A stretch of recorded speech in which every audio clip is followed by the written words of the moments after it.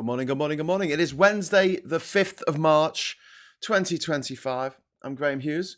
Welcome to Morning Brew here on Politics Social. In the chat today, we've got Diz, we've got Plum Duff, we've got One Angry Pagan, hello. We've got Koala Meat, we've got Gwyneth in there, we've got Audrey, we've got UK Medsy, we've got Reagan Elite. Hey Reagan, how you doing? We've got Daylight Dave, and we've got Hayham Puds and others. If you'd like to join them in the chat, all you need to do is hit that subscribe button, wait for a minute, and you'll be allowed to write what you want within reason. Don't be a troll, or we will get rid of you.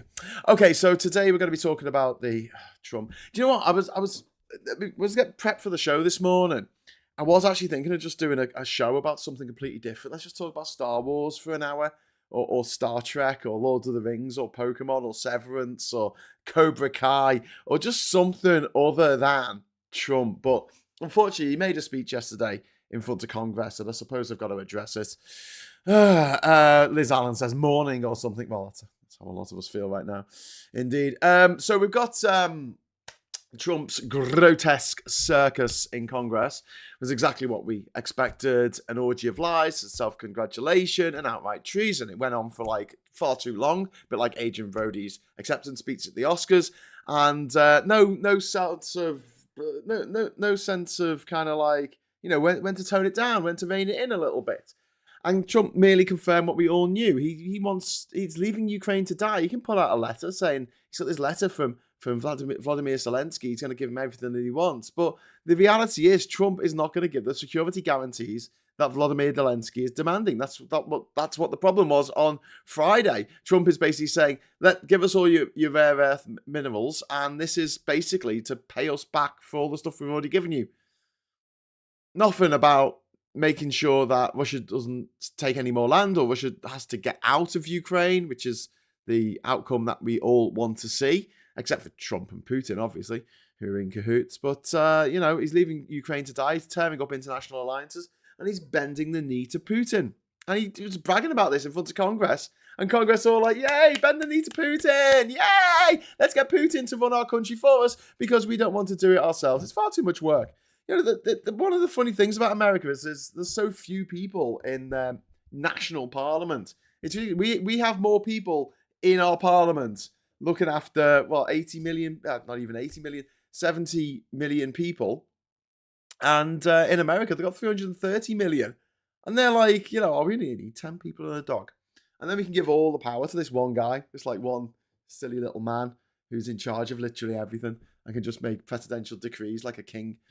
But yeah, there were some outright lies, obviously, and dangerous policy decisions. And I want to talk mostly today, I'll talk a little bit about Trump, but I don't want to talk about him too much because obviously we've done that subject to death, and he's really ugly, and I don't want to talk about him.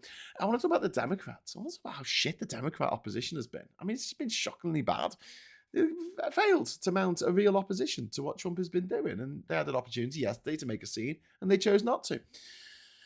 Europe is stepping up here. Can we survive without the US? Well, we're going to have to, so it's a bit of a moot question. Yes, I guess. I don't think we get much choice in the matter. And then there's the Trump's economic insanity. His trade wars, his lies about inflation, he's talking about the price of eggs being Biden's fault somehow. Yeah, right. And Musk's billionaire coup, he's getting everyone to applaud Musk taking the food and medicine from starving, dying children in Africa, and they're all there applauding it. So it was a 100-minute lesson in gaslighting, the longest speech ever, and it was packed to the brim with outright fabrications.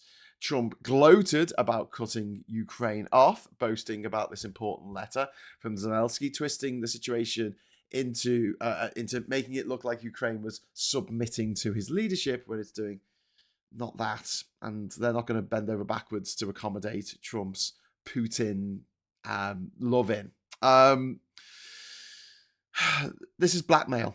This is not diplomacy. This is blackmail. Straight up. Blackmail on behalf of a autocratic, tyrannical state, an expansionist, imperialist state, a state of butchers, rapists, brutalizing people across not just the countries that it's invaded, like Georgia and Ukraine, but also countries that it's interfering with, at least 26 of them across the continent of Africa. Actively meddling. When the West meddles, that's a bad thing, right? But when Putin and the Russians meddle, that's fine. That's okay. Oh, we got a super chat in.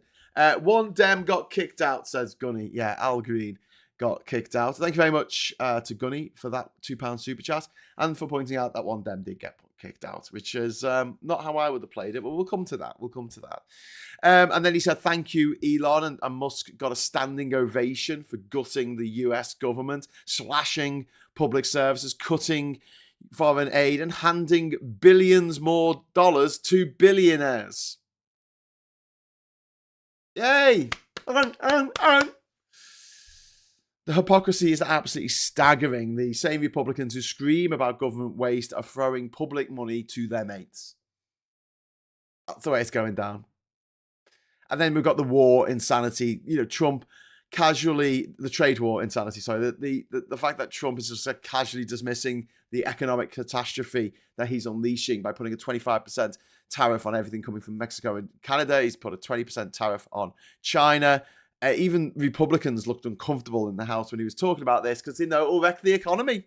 And he waved it off as a little disturbance. Just going through a little bit of turbulence, and then we'll get to our destination.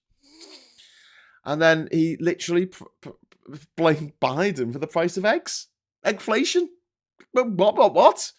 Absolute nonsense. The bird flu crisis started under Biden, but inflation is lower than it was in 2022.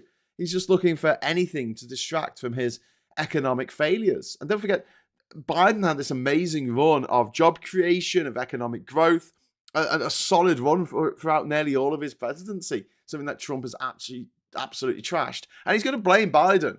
He's going to blame Biden for anything bad that goes wrong. Never going to be his fault. He's never going to apologize. It's going to be the fault of Biden, of trans people, of Mexicans, of Ukrainians, of just anyone but himself.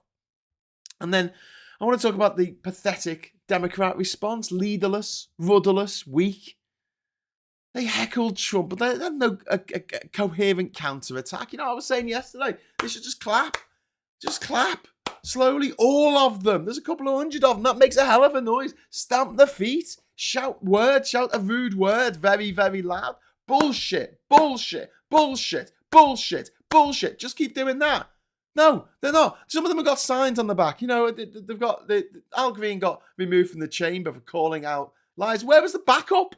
Where were the people like Jerry Maguire going, I'm with you, Jerry. I'm going to leave this job as well. There was no backup. They were like, man,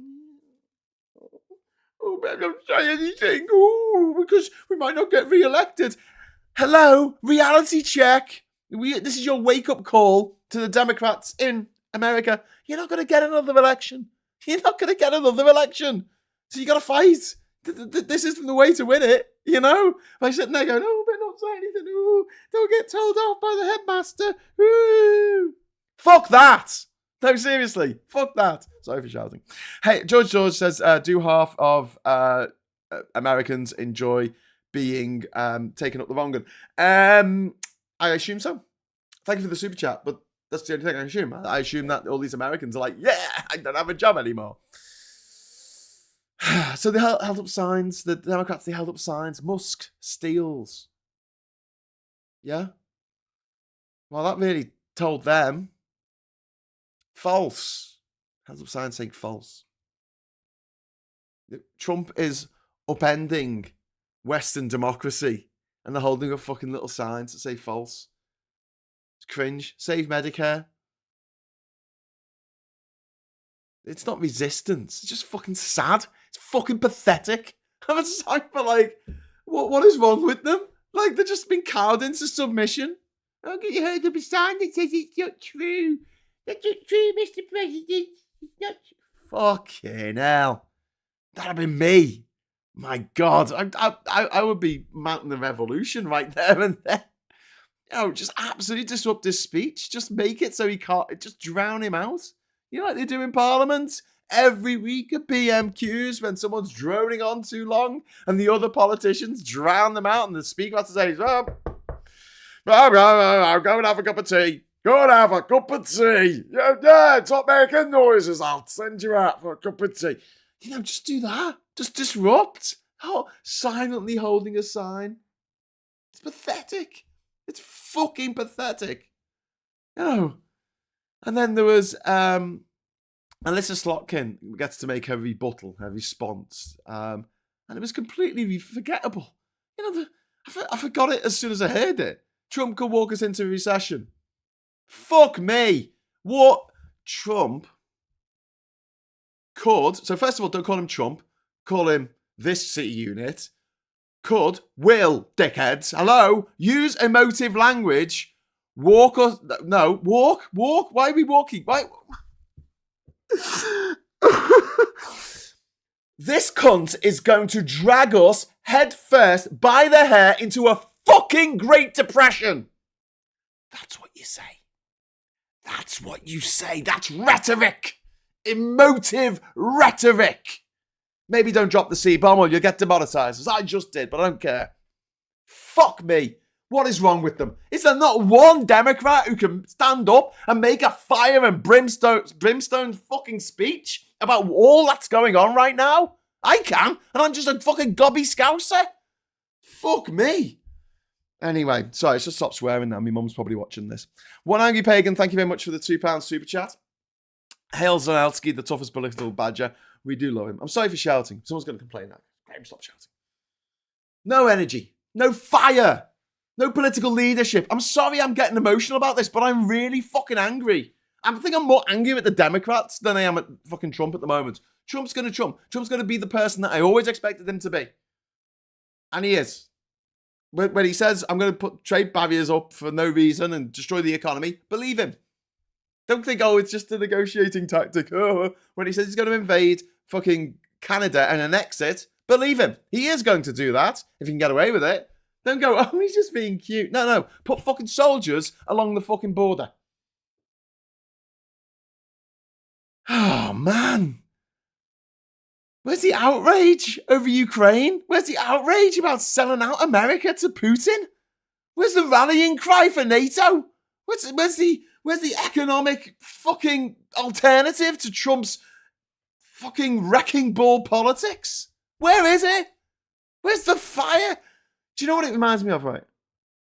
Like, I was talking to Mike Dix this morning, and he said it was a bit like when UKIP held up signs at the Parliament or something. They turned their backs on the European anthem because they're dickheads, and it was just a bit cringe.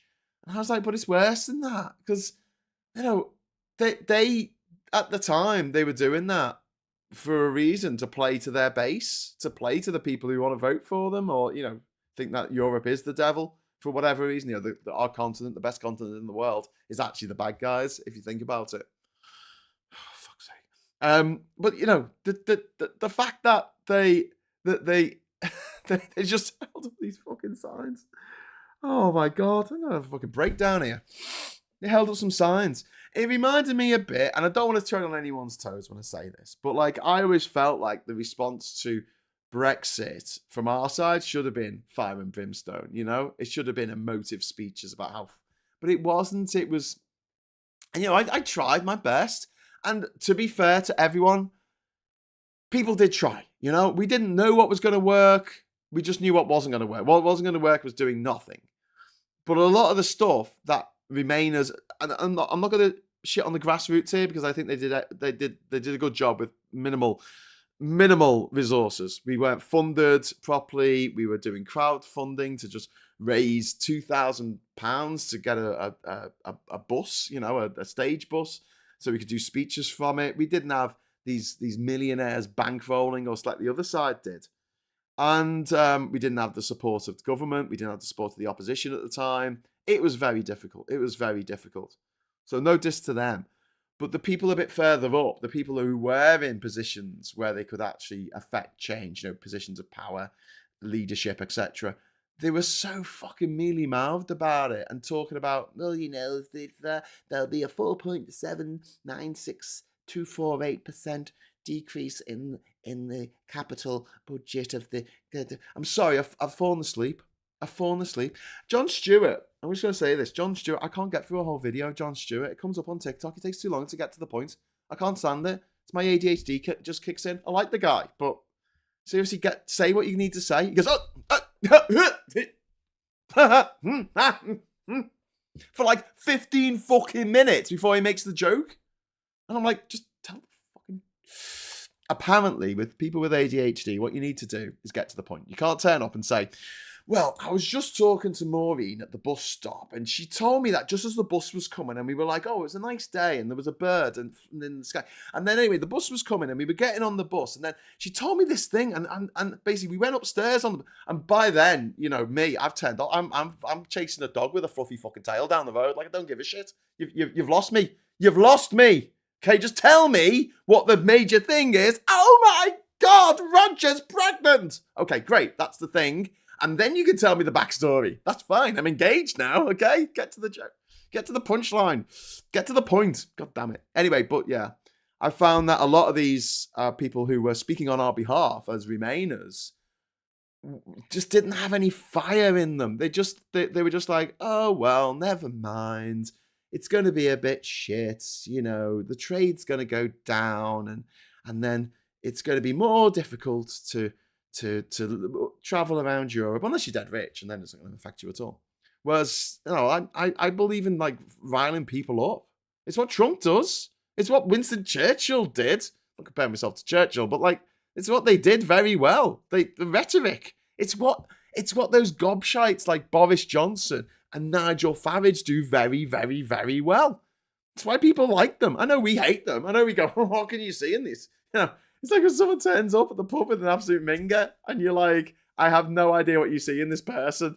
You know, some toxic boyfriend who's like, you know, sitting on his phone and going, we got to get, you know, controlling your friend. And you're like, I have no idea what you see in this guy. I have no idea what you see in this woman. It's a bit like that. But I understand that that being emotive, that you know, getting people on side, getting people to go, yeah, the speech that Maximus makes at the beginning of Gladiator, the speech that the anti-Semite makes at the beginning of Braveheart. Oh, that was halfway through Braveheart. The speech that he gives in Gladiator. Do you know what I mean? Or in sorry, I mentioned Gladiator. Independence Day. Today we celebrate. You know, those kind of speeches where you feel like you should stand up and go, yes, in a crowded cinema, and everyone looks at you, and then you sit back down again and bury your head in the popcorn. One Angry Pagan, thank you very much for the £2 super chat. I saw some Dems getting pissy, not enough. Yeah. One Angry Pagan, thank you very much. Yeah, they got pissy. It looked really piss weak. Like, it wasn't... They should have got together before the speech and said, right, here's the plan. Here's the plan, right? How many of us are there? Okay, there's let's say 250, right? There's 250 of us, right? Here's how we're going to disrupt this. We're going to get, like, basically every 5 minutes, we're going to get, like, a section, let's say 20 of us, to try and get ourselves thrown out. Just start booing and clapping, slow clap and stamping our feet. And then while they're shuffling them out, and as soon as they're out, another 20 start, rah, rah, rah, and then another, and we could do that for like 2 hours and just disrupt everything. You know, Al Sharpton and Al Green getting thrown out. Yeah, do that on a bigger scale. Just disrupt it. Okay? And here's the thing, right? I'm not in marketing. I'm not in advertising. I'll probably make a good advertising guru sitting on top of a mountain with me legs crossed, with purple robes on, you know, pontificating, saying, I've got a great concept for the new Mars bar campaign or whatever it is. But I'm not, right? That's not my job. It's not my profession. It's not what I've been trained in, right? But I'll tell you this, right? What you do, little tip, right? You create a fuss. You do something. You drop a bomb. And then the news has to report on that. And it might not make you look that good. It might be something that, you know, all things by and large, you probably wouldn't want to brag about. However, it means that the press want to talk to someone. Who do they want to talk to? They want to talk to you and find out why you and your mates caused all that trouble. So tell them. Take up the bandwidth on the telly, on the internet, on the radio. Take up the bandwidth. Say, yeah. So the story today isn't about what Trump said in his speech. The story today is the Democrats. They stopped him giving the speech that he wants to give. You know, they did everything in their power to disrupt it. They were unruly. And when they were tackled on it by the press, they said, well, this is the way it's done now, isn't it? This is what Trump does. Point to all the times that Trump's acolytes, like Marjorie Taylor Greene, have disrupted speeches by Biden and other people. So point to all the horrible things they did. So, well, at least we didn't, have a violent insurrection against our Parliament building, eh? Against our Congress. At least we didn't do that, eh? At least we didn't do that.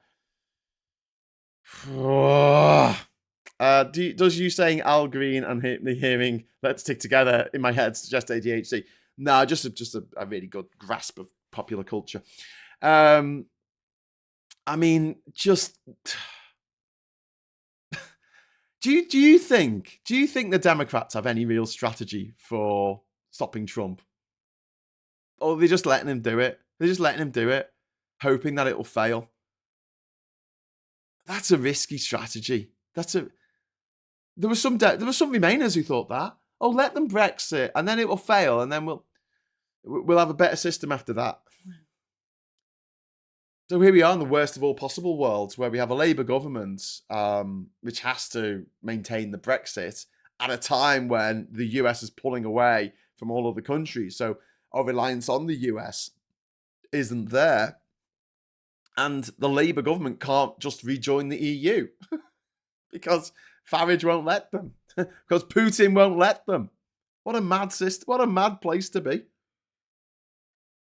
Leanne Scott says, no, they are clueless, Graham. Yeah. This is world-changing events that have happened. Trump has effectively ended NATO as we know it. No more American security guarantees. Europe must now defend itself. You get these Tory gobshites going, well, Europe has relied on America to... Stop fucking trotting out that line about, well, we have, relied on America for far too long. It's like saying we've relied on Google for far too long. There's no other fucking search engine, all right? I know it's become a verb that you just Google stuff on Bing or whatever other search engines are out there. But generally speaking, Google have the fucking monopoly. And then if Google shut off all their services tomorrow and then went, well, it's your fault, really, for relying on us too much. It's like, you didn't give us a fucking option. So let me explain. When we spend money on military stuff, we buy our military stuff from, companies in the UK, BAE Systems, all that kind of stuff, Lockheed Martin. Sorry, they're American. And then we buy other stuff from America. They kind of force us into a situation where we have to buy guidance systems and software and bits of hardware from America. They say, you have to pay so much of your GDP into defense and then give us some of that money. So we are British taxpayers giving money to American arms companies. And they set that up on purpose so there's American arms companies and the shareholders of those merchants of death get money direct pretty much from the British taxpayer. And now they're like, oh, well, you're so reliant on us. No. You set it up so we thought that you could be part of our, way of defending our country. You've told us now that you're not going to be part of that anymore. The benefits that America got from the NATO alliance throughout the Cold War, America wouldn't have won it alone. If all of Europe had decided to be, communist fucking Soviets, then America would have a real big job on its hand trying to convince the rest of the world. Especially think about the way America behaved in South America and Central America when Soviet-backed rebels took over the country of Cuba or Venezuela or wherever you want to name. The Americans never did that well. They never did that well, really, when you think about it. Like, the Soviets seem to click with the majority of people around the world wrongly because, they used propaganda and said they were going to help, the common person, whereas America just wants to help the billionaires. That's all they want to help. It's not really an attractive message. At least now it's out in the open. At least now we know that America doesn't give a shit about 99.9% of the planet, right? Of the population of the planet. They just give a shit about the millionaires, billionaires. That's all they care about. So obvious. But, I would say, silver linings. A coalition of the willing is forming. UK, France, Germany leading the charge to fill the Ukraine aid gap, There's more European military investment because there has to be. And, we need to replace this military aid from the US, $69 billion. We need to replace it, and we're going to have to. But we got the money. Don't be naive. Like, Europe is incredibly wealthy. It's wealthier than China. It's got less than half of the number of people in it than China does, but it's got a bigger economy, And the West is, while the West is splintering, while Trump splinters the West, who's celebrating? China, Russia. They're celebrating. They're popping the corks on the champagne. They're running out of champagne in Moscow at the moment. One Angry Pagan, thank you very much for the £5 super chat. As I said before, we need a 21st century Nye Bevan or FDR. Problem is, too many centralist liberals put too much faith in the establishment. They just don't get it. I get called a centralist. It's not very nice. Centrist or centralist? That's what I want to know. That's the real debate of our time. I'm a centralist. I just want the best for the most amount of people. I don't want people on the other side to necessarily suffer. Sometimes I, might make it sound like I do, but I don't really. I mean, I don't want anyone to suffer. I want everyone to have a good time, as long as that good time doesn't involve hurting anybody else. The problem is the right just want to hurt everyone else. They don't even want a good time. They want to be miserable, wretched, and hurting other people. That's the right's mantra. But I don't think there's a problem with being in the center. I do think there's a problem with not being outspoken. I mean, am I a radical? I don't know. Maybe I am a radical centralist. I don't know. I just think we should stand up and fight and call this stuff out. Make a fuss. Drop a metaphorical bomb, and then the story the next day is all about the thing that we did rather than the thing that Trump did. Because I don't want for the next 4 years every fucking day to be waking up going, oh, what's he done now? What's he done now? I want to be reporting that there's an amazing initiative for fighting back against Trump that's been launched in Pennsylvania or something. And here's what they're doing. And it's really effective. That's what I want. I want to be reporting that there's a charismatic leader on the left in America. Well, as left as they get in America, but someone to stand up against Trump, the anti-Trump. That's what we need. And I'm amazed at a country with 330 million people, they can't find someone. We talked about this. Why couldn't they find someone instead of Biden to run for president? And like the oldest man in the world, why was he running for president? But then again, you've got a country where they have the American hero, Superman, but they can't find an American to play him. So they get a British guy, Henry Cavill, to play him. They want this great American hero, Spider-Man, but they can't find an American to play him. So they get the little guy from Britain to play Spider-Man instead. Tom Holland plays him. And then you have all these different characters, archetypal, American, great American characters, and they're all played by British people. Maybe America just doesn't have the people. Maybe it just doesn't have the leaders. Maybe it just doesn't have the actors or the directors or the people who can actually do stuff. They have to poach them from other countries. Maybe that's it. Maybe that there's 330 million people in America and all of them are fucking useless. Maybe that's it. I don't know. I don't care anymore. Right, George. Trump says Zelenskyy is ready to sign. Yes, he does. That's what he said last night on his piece of paper. But Trump is full of shit. I don't believe him as far as I can spit out a dead rat. So, we'll see what happens. Helen Pixels, thank you very much for the £2 super chat. Woo! Also, Jane in chat saying, I'm centrist too, Graham. I think most on here are too. The left have totally lost the plot. Yeah, well, the far left who are still thinking that Putin's a good thing and that Brexit's a good thing. What's the difference between them and Farage? It's not a political spectrum. It's a political circle. It's a political circle. It's a political wheel. And you really want to be on the top of the wheel in the center. David Faulkner, thank you very much for the Hong Kong, 78 Hong Kong dollars. Thank you very much. That's very kind of you. Every crisis opens possibilities, potentially negative and positive. Unraveling a post-world order may represent an opportunity for a new construct, one that recognizes new now and future threats. embraces global South and Asia too. I think new and future threats, and embraces global South and Asia too. Yeah, absolutely. I mean, there is what I've been talking about over the last few weeks about expanding NATO. Getting rid of America and getting other countries to take its place. Depends which part of the left. Well, yeah, exactly. Says someone like a pagan. Get money out of politics looks like it got us. Couldn't agree more. Jane Lockwood. Fried egg, my friend, on bread. Did anyone have pancakes yesterday? Did anyone have pancakes? I had pancakes. I had pancakes and I had waffles. Did you see this? My Pikachu waffle maker. It puts like a little picture of Pikachu on the waffle. Got that for my birthday off the kids. It's brilliant. That was my pancake day. Pancake day. It's pancake day. I don't know if anyone got that reference yesterday. I didn't see anyone in the chat who got it. If anyone gets it in the chat today, you win a prize. The prize is my admiration. Plum Duff, thank you very much for the £10 super chat. If Trump ran a chippy, what would you call his shop? Fish and shits.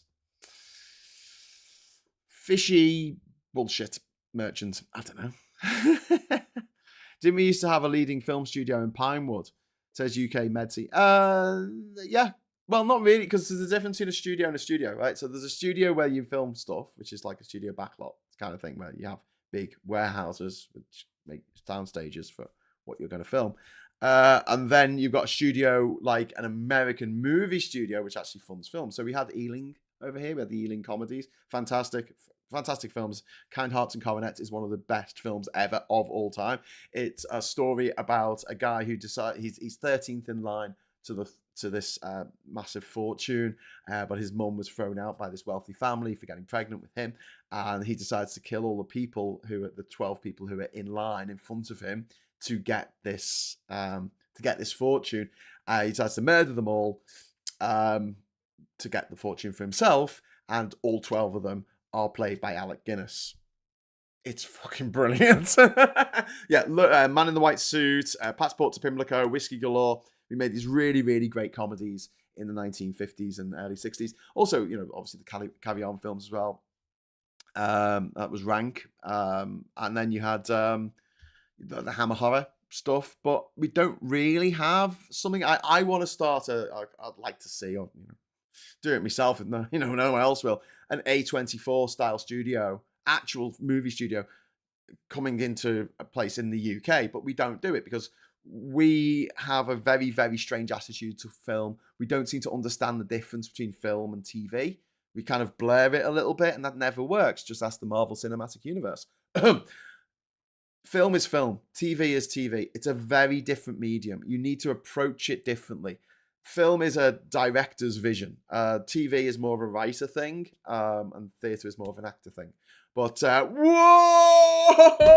Andrew Dixon! What? Thank you so much. Andrew Dixon's just dropped in a £100 hyper chat. Thank you so much, sir. Wow. Was on catch up, so this is for the C unit mic drop demonetization rant earlier. Thank you, Andrew. Whoa. Wow. Thank you, Andrew Dixon. That is absolutely amazing. Maybe I'll start my movie studio with that seed funding there from Andrew. Thank you very much. But yeah, we need to look at models that have worked in America for building movie studios. And I'll tell you, Universal, New Line, which made Lord of the Rings, and A24 all started making horror films. Cheap, low-budget horror films. Horror films nearly always make their money back, no matter how bad they are. If you make a good horror film, you can make 100 times back what you spent on the movie. The most successful movie of all time is not Avatar. It's not the Avengers Endgame. It's actually the Blair Witch Project. Why is that, Graham? Well, because they made it for 30 grand and it took over 100 million at the box office. Bang for your buck. That made so much more than it cost to make. It was a decent horror movie that, used viral marketing at the very start of the internet. Before your mum was on the internet, there was the Blair Witch Project. And it was, made a lot of money. We're getting loads of love in for Andrew. Wow, Andrew, good man. We've got Martin Harrow saying amazing, Andrew. We've got Diz saying nice one. Wayne says all Star Wars, Bond, and Harry Potter was filmed at Pinewood. Yes, it was, but it was American money. So the people, the staff working on the crew, working on the film, all the technical crew, they got paid for their 6 months that they worked there as a contract, and that's it. They don't get any residuals or anything like that. The money that Harry Potter and James Bond and Lord of the Rings and everything else continues to make goes to Hollywood. It goes to these American companies, because that they will continue making residuals out of those franchises for decades to come until it runs out of copyright.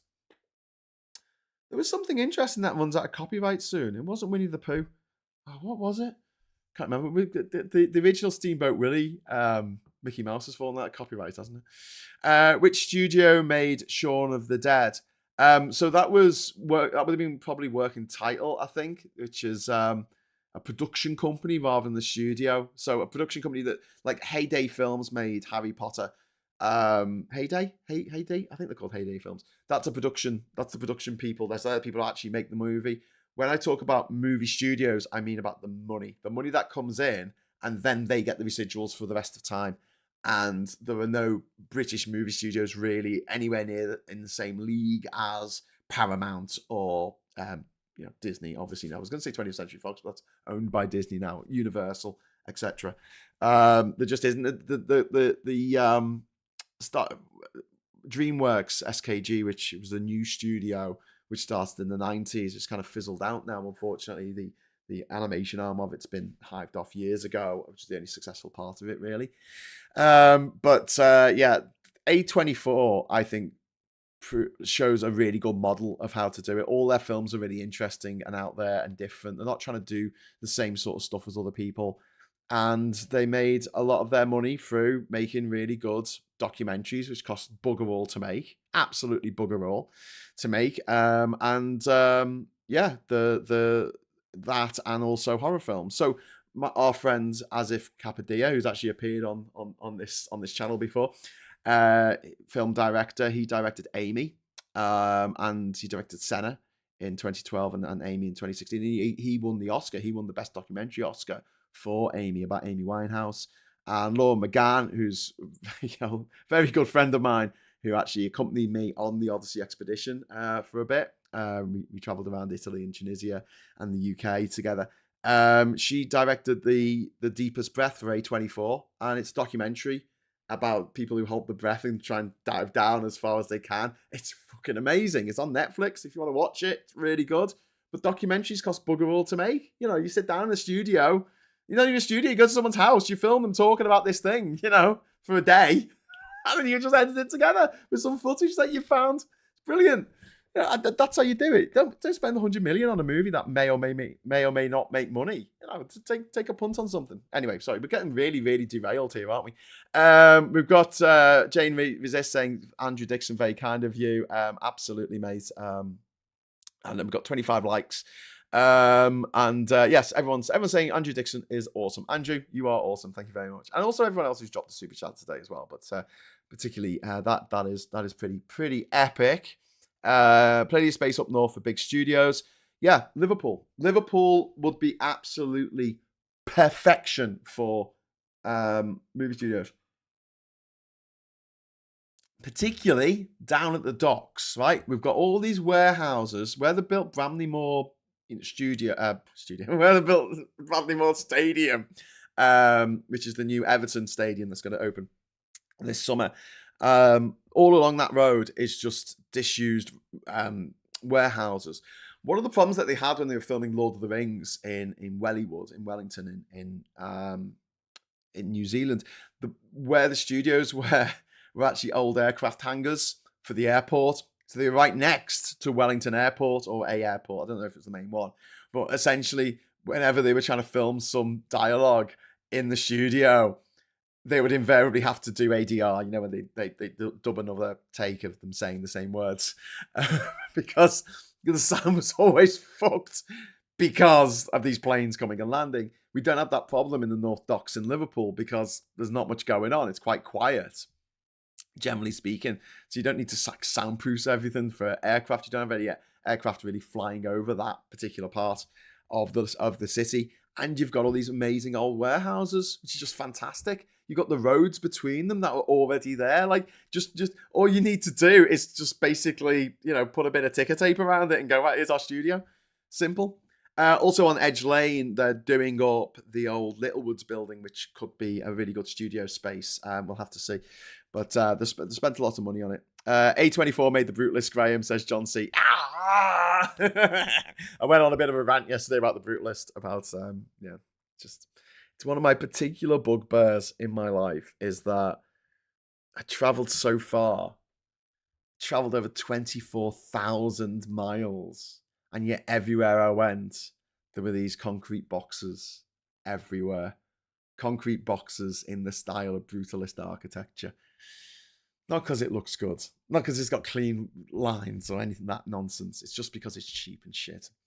And it to me, and I'll always rail against this, I feel like if you are going to respect the culture of a civilization, if you're going to respect their language, their dance, their culture, their food, their history, and not respect their architecture and say, no, you have to build buildings that look like what we were building here in the UK in the 1960s. Yeah, balls my piss.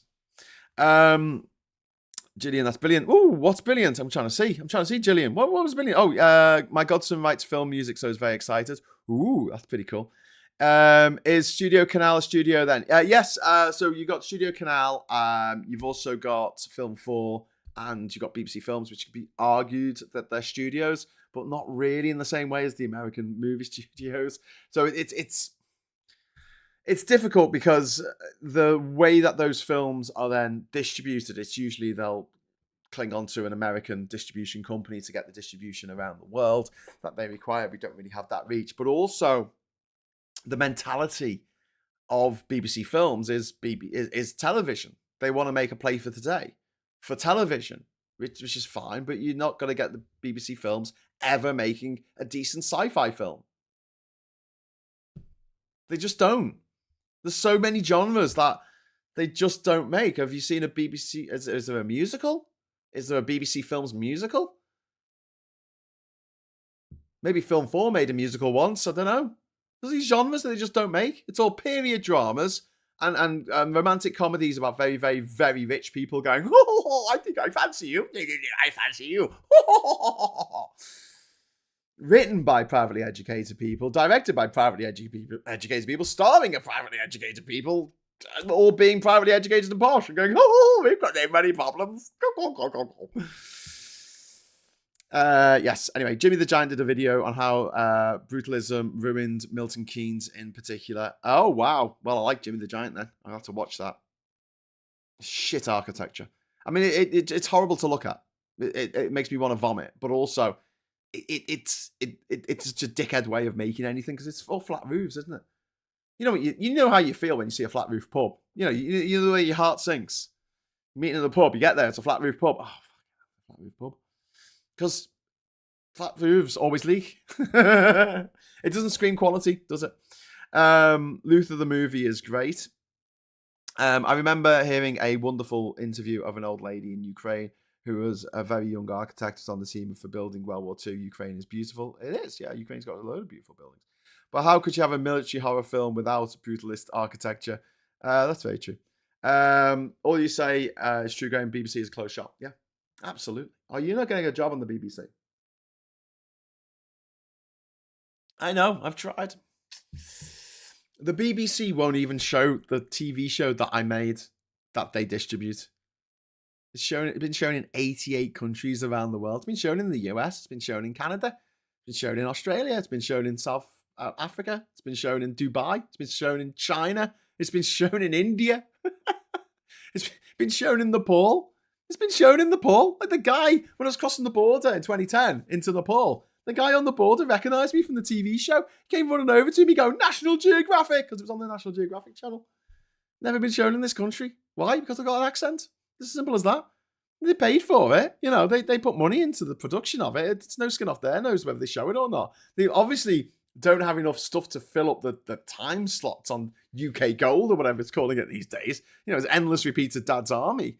Should we do this? Should we put on this show that we paid for and we made and it exists?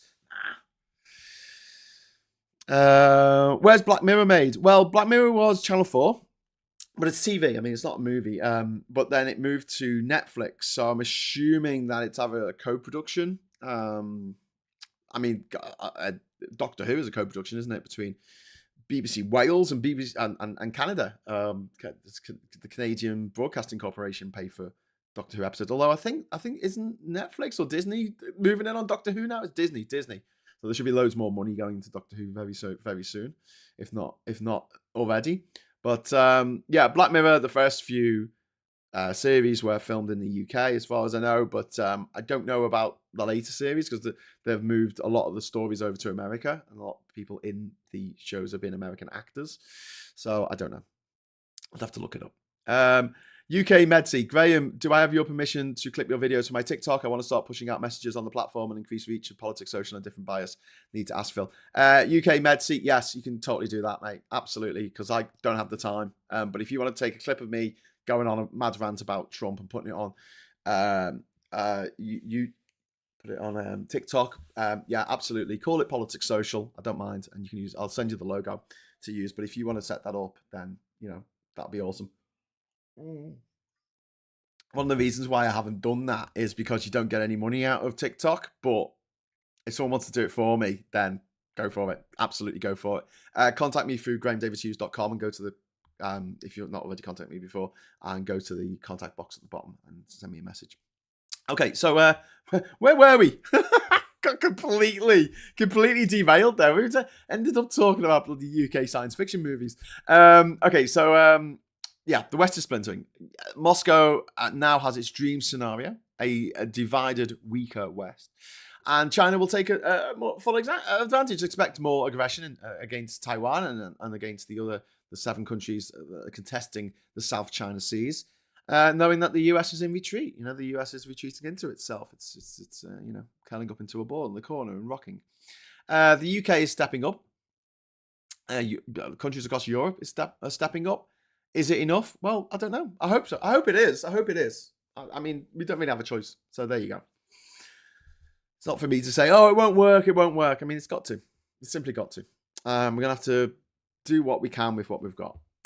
Super chat's just come in from David Faulkner. Thank you very much for the 38 Hong Kong dollars. Peace, Graham. As you say in Cantonese, Nai Ji Jik Jiazon Ji. A crisis is an opportunity riding a dangerous wind. So bring on the tariffs, says David Faulkner.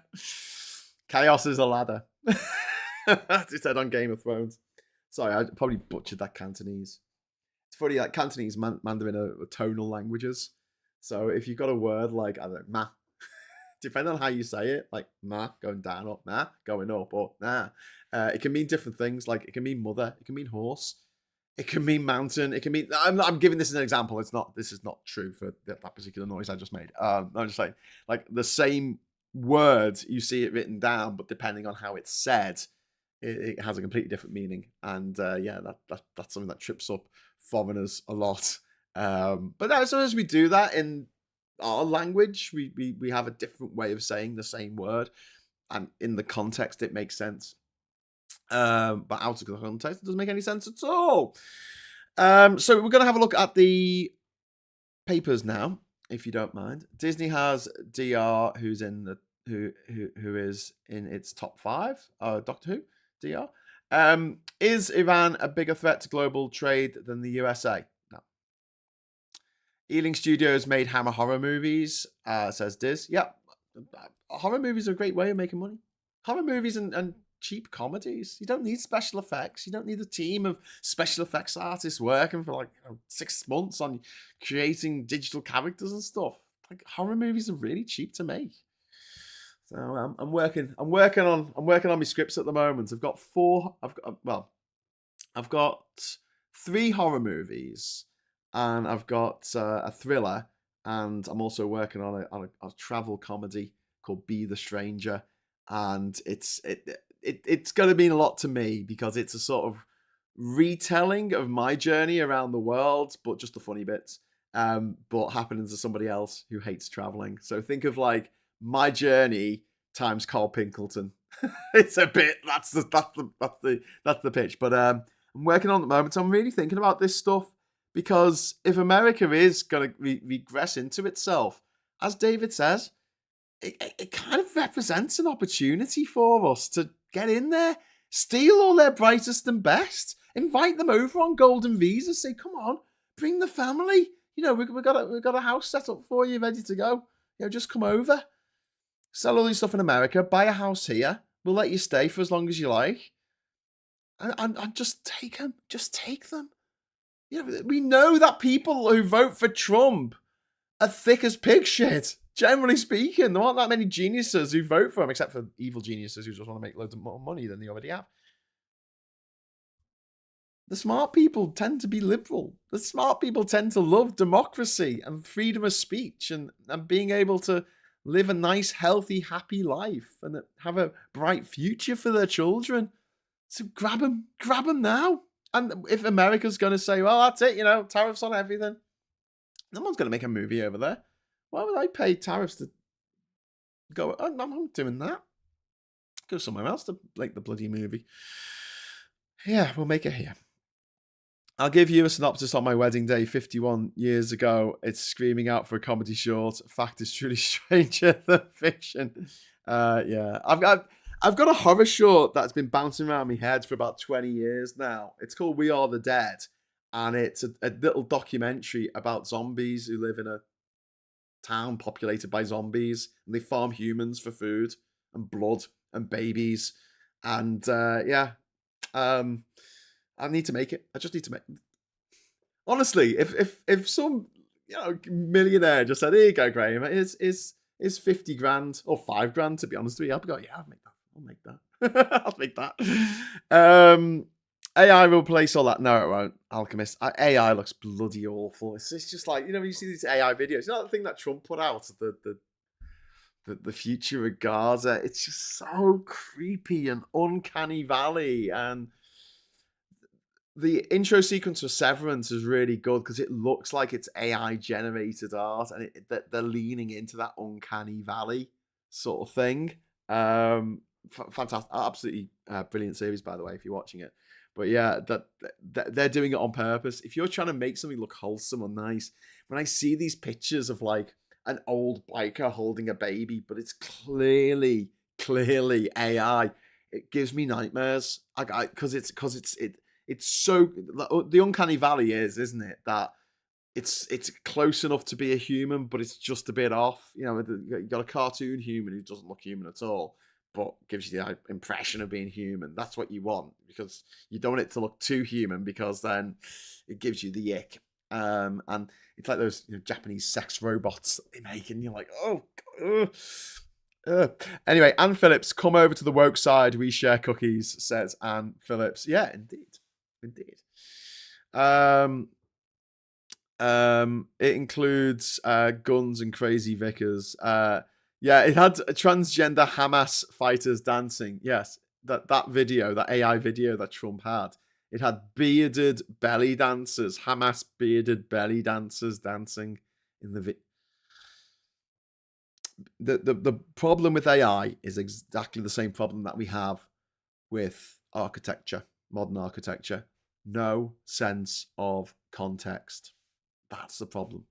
That is the problem. And until they crack that nut, it's going to be very, very difficult for AI to take over the world, because it doesn't understand the difference between things. You have an AI car, for example, and it's driving down the road and it needs to make a decision, a trolley car decision. And it sees there's a kid who's going to a fancy dress party dressed as a goat, and then it sees a dog that for some reason someone's put a coat on it, and it's got no sense of context. So it goes, well, I'll swerve into the child because that's a goat, isn't it? And I'm going to have to make this moral decision now, whether a goat is worth more than a dog, and ends up killing a human. I mean, no sense of context. That's the problem. This is why AI automated cars and robo taxis. I mean, they freak me out, because I mean, in ideal conditions, going across, going along a route that is known, that it just plies that same route over and over again, and it's set up so you can stop at a moment's notice if there's any obstructions or whatever. Fine, I guess. But like, you imagine trying to take a AI car on a road trip where you're going on dirt tracks and the weather's different. It's snowing one minute, it's sunny the next. The cameras can't quite focus on things because the sun's coming through the window like crazy. This is why I had a green screen. It wasn't so bad in winter because it was still bloody dark when I was doing these shows in the middle of winter. But now the sun proper comes through that window, and so it makes it all a bit. Here's my Sunday sermon. People are stupid. AI will be just fine for them. Well, Alchemist, I think that it just makes more people more productive in the same way that computers did when they first started coming into businesses in the 1980s, in the same way that the internet did when that started coming into businesses in the 90s and the 2000s. And then now we have just the next thing that makes our lives a little bit easier. So we don't have to necessarily write up our own blurbs or write up our own emails to everything. I mean, we're going to get to a point now, aren't we, where we send emails or messages and we just tell the AI to do it, and then the response is an AI response at the other end, just like, yeah, just say what you need to say. Can I speak to an actual person, please? If an AI car is in an accident, who do you claim against the driver or the car maker? Good point, Sarah. Very good point. If it malfunctions and kills a bunch of people, whose fault is it? This is why I think that you'll never have fully AI cars. I think you'll always have to have a situation where there's a human who is qualified to drive in the driving seat, paying attention at all times. And if there is a crash, then it's the person who wasn't paying attention. That's what I think. And because if you have fully autonomous cars, we're going to have a load of new rules brought in. Because parking's going to be obsolete. You'll just take your car to town and then you get out the car and it'll drive back to your home. Clog up the roads, great. No one will park in town. You get no money for it. People would have sex in the back of the cars. Of course they would. And there's no one driving it. Why wouldn't you have sex in the car going along the motorway? It's an issue. What's the framed picture on the certificate behind you? It looks like a certificate, says Unquiet Badger. It's my it's my Guinness World Record certificate for visiting every country in the world without flying. It's just that Badger's keeping hold of it for me in case someone else tries to claim that they were the first to do it when they weren't. That was me.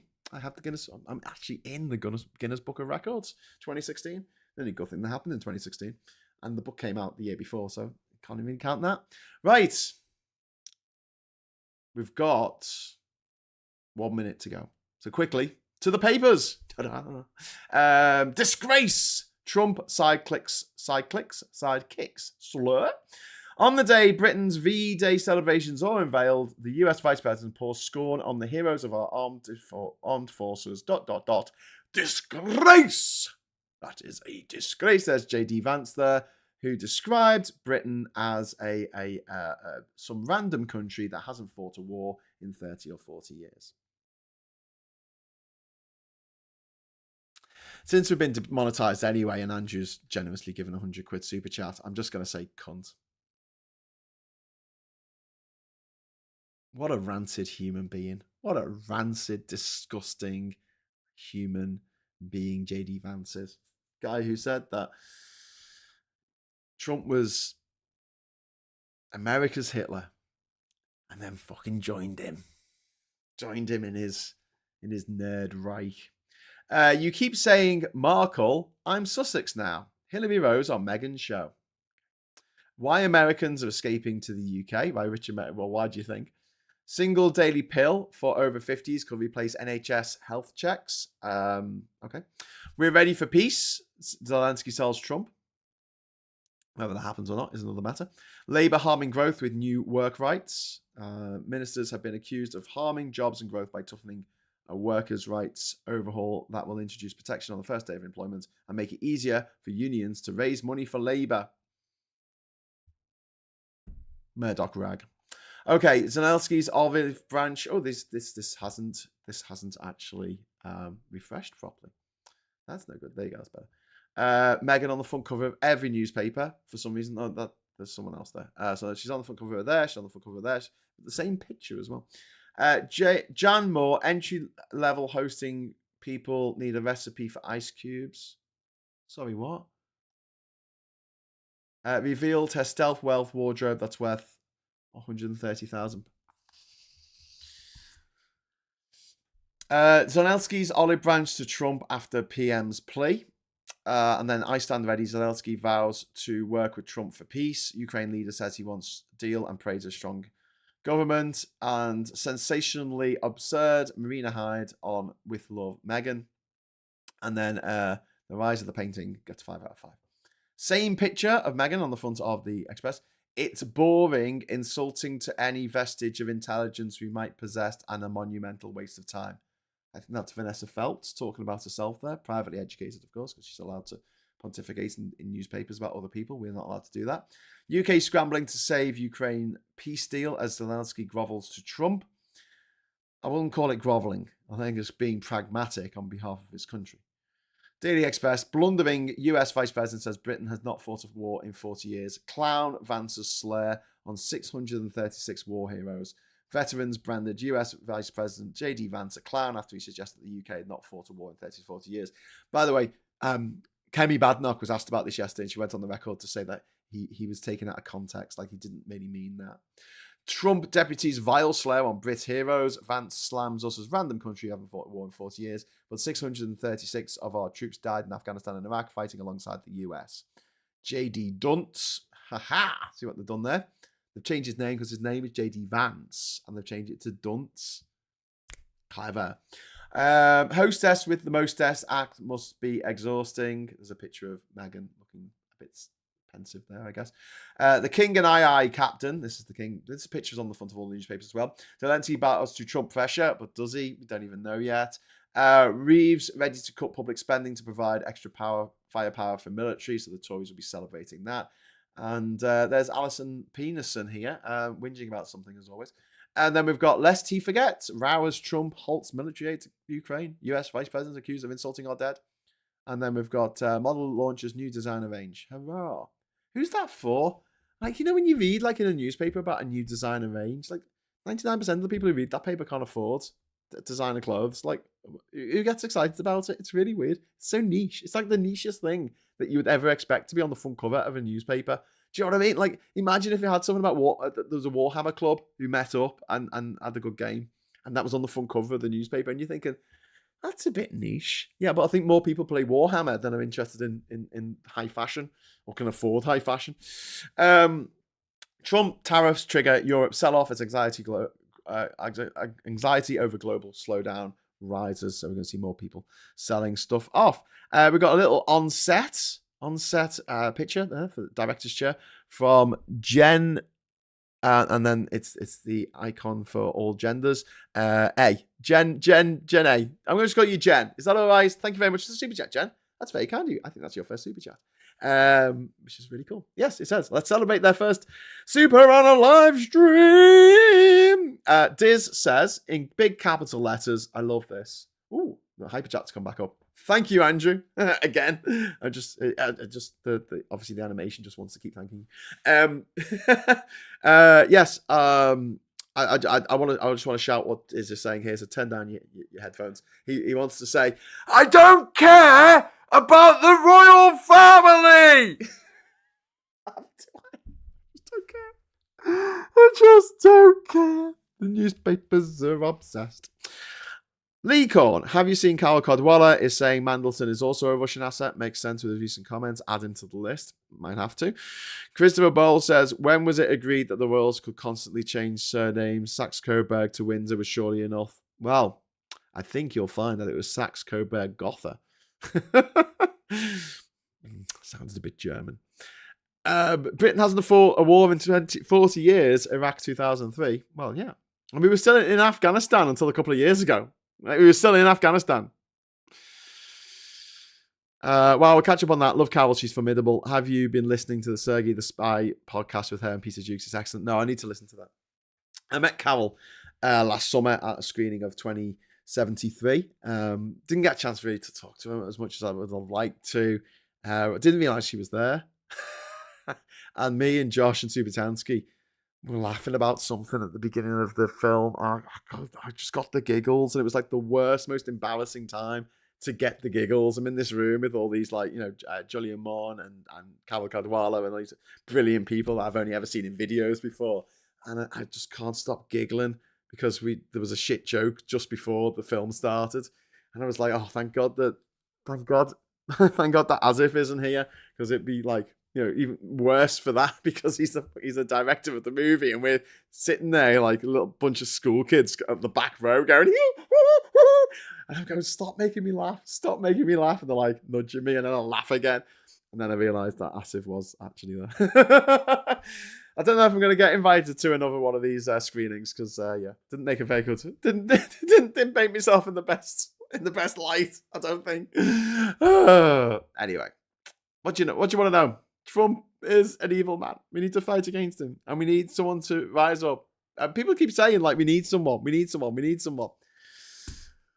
But, and this is the problem, the only people available are the already rich. And the already rich are usually on the side of Brexit, Trump, Farage, Boris Johnson, and all that lot. We need someone who can make a speech. Who's good at public speaking? Well, it's someone who's already rich. And they're quite happy with Trump because Trump's going to cut their tax bill. That's the issue we have.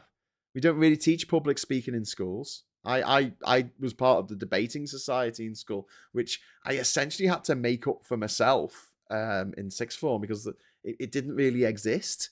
And I was part of the debating society in university, which stood me in really good stead because I was on a debating team with Judge Rinder. And if someone is very good at rhetorical flourishes, it's Rob Rinder, put it that way. He's always been absolutely on the ball with that kind of thing. And but I was lucky in that respect. And I don't get stage fright. I don't have a problem with speaking off the cuff without notes.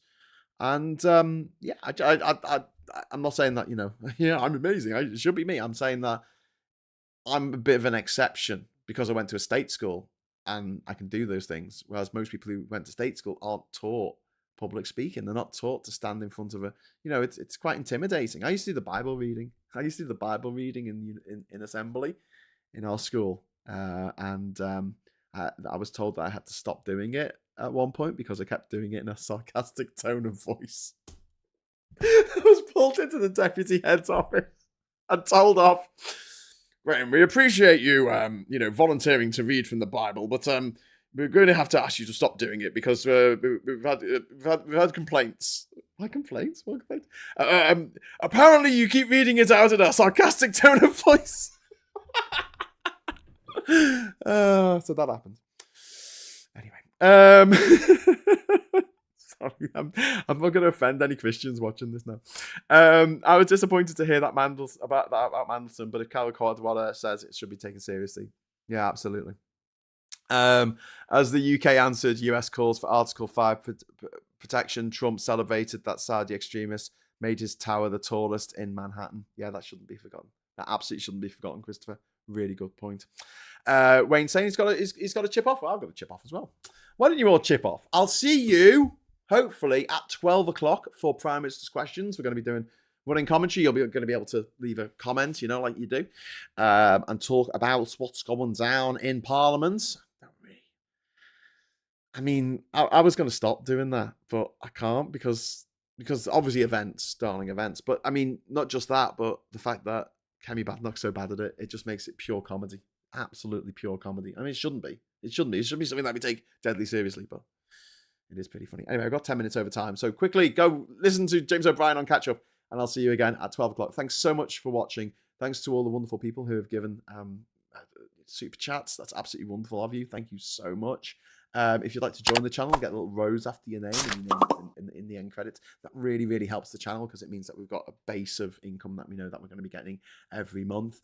And if you want to give us a like on the way out, it doesn't cost anything. Just hit that like button, and that helps the algorithm and helps people find what we're doing. So yes, and if you want to get in touch about clipping up some of these rants and stuff, I'm all up for that. I'm not particularly precious about copyright. If I was, I wouldn't tell you all my boss ideas. Right, I'll see you at 12. Until then, thanks for watching. Hello, good evening, welcome, and thank you so much, Andrew. Goodbye.